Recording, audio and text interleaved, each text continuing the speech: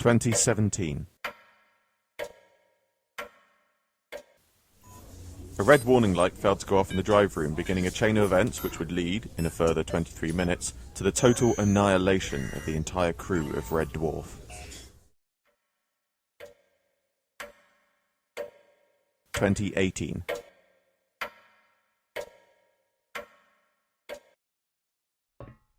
Rimmer was released from the medical bay and told to take 24 hours sick leave.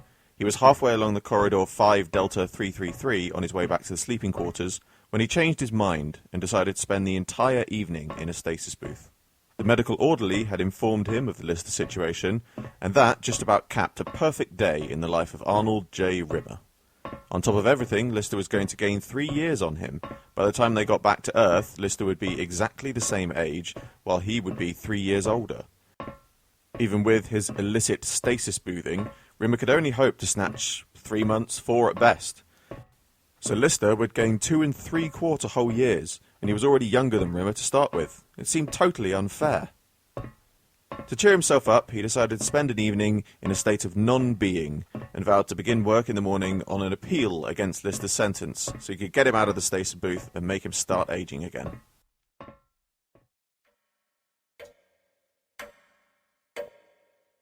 (2023).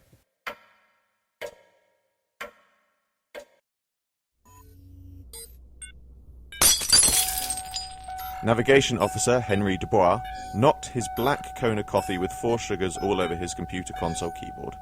As he mopped up the coffee, he noticed 3 red warning blips on the monitor screen, which he wrongly assumed were the result of the spillage.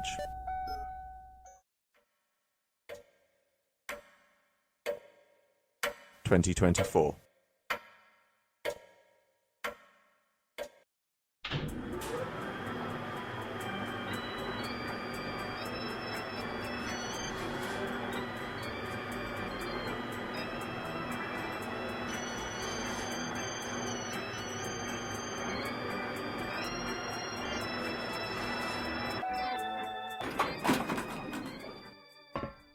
Rimmer got out of the lift on the main stasis floor and made a decision which, in retrospect, he would regret forever. He decided to comb his hair.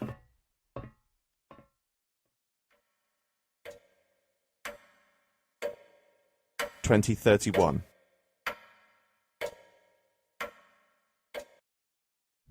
The cadmium-2 coolant system, located deep in the bowels of the engine corridors, stopped functioning.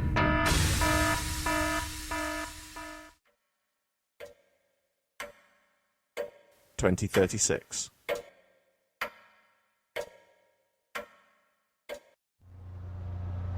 Rimmer stood in the main washroom on the stasis deck and combed his hair. He combed it in the usual way, and then decided to see what it would look like if he parted it on the opposite side. Didn't look very good, so he combed it back again. He washed his hands, dried them on a paper towel. If he had left at this point and gone directly to a stasis booth, he wouldn't have died. But instead, he was seized by one of his frequent superstitious attacks.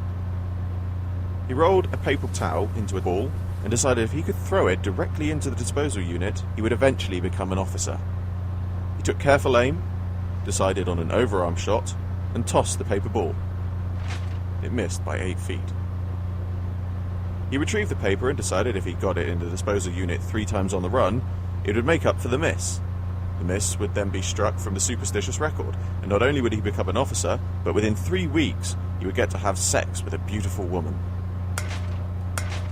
Standing directly above the disposal unit, he dropped and retrieved the paper ball 3 times.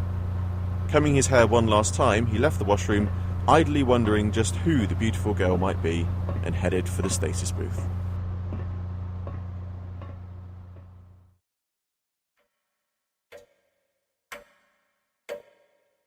(2040).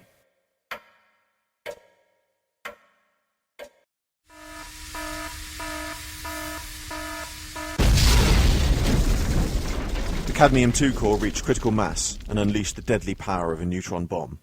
Ship remained structurally undamaged, but in 0.08 seconds, everyone in the entire engineering level was dead.